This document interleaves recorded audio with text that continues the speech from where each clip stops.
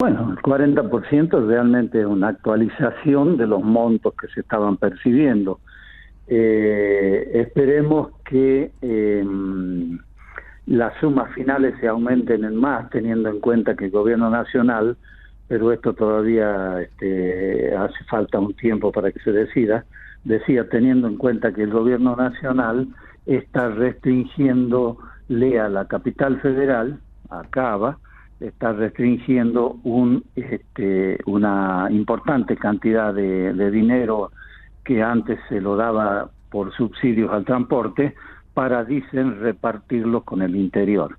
Pero todavía no hay nada, digamos, definitivo sobre el tema. Estamos esperando las conversaciones que se lleven a cabo, que la FATAP, que no es nuestra entidad madre, participe de alguna de estas cuestiones para que podamos tener un panorama más claro.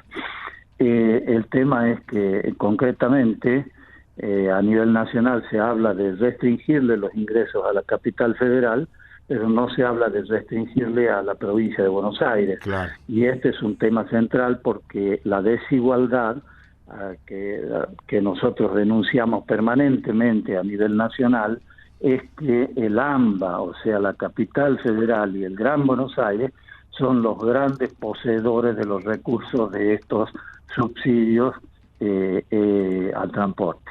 Es también de esperar que las tarifas que se cobran en esa región, en el AMBA, se actualicen para que, reitero, queden fondos libres para poder distribuir en el resto de las provincias, que son las que más necesitan los subsidios al transporte. Claro. Porque estamos lejos, tenemos otra capacidad de carga, otro volumen de empresas, los repuestos y todo lo que sea insumos para el transporte se consigue allá. El combustible es más barato en Buenos Aires que acá, de manera que hay una serie de ingredientes que hacen que necesariamente el gobierno nacional tenía que tomar cartas en el asunto.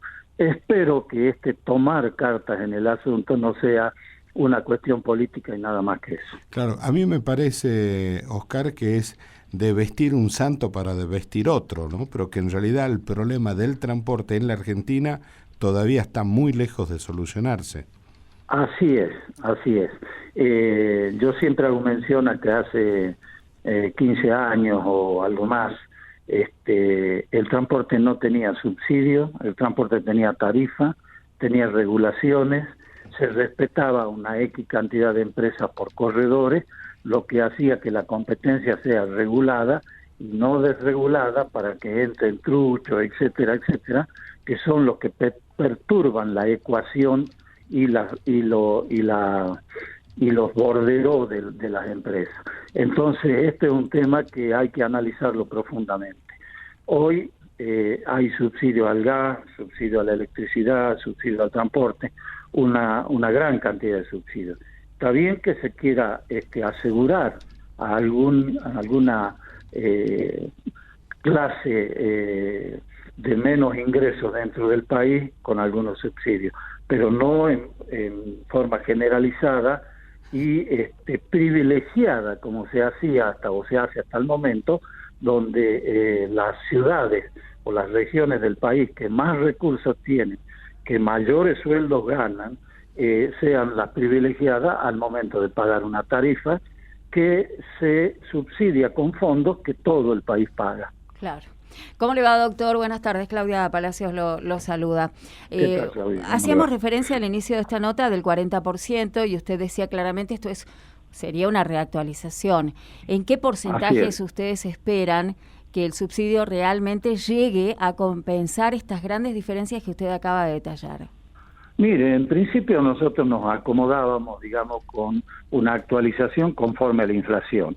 Pero el transporte, la inflación general se especula que fue de un 40 y pico, 50%, y que otro tanto lo será en este año. Yo le digo que hay rubros del transporte, como por ejemplo el rubro cubierta, el año pasado aumentaron el 100%. El combustible en los últimos 2 años aumentó más del 100%. De manera que cada actividad tiene su propio costo. pero nosotros nos conformábamos con que el gobierno nacional y el provincial actualizaran estas ayudas a la empresa, a estos subsidios, en la medida de la inflación.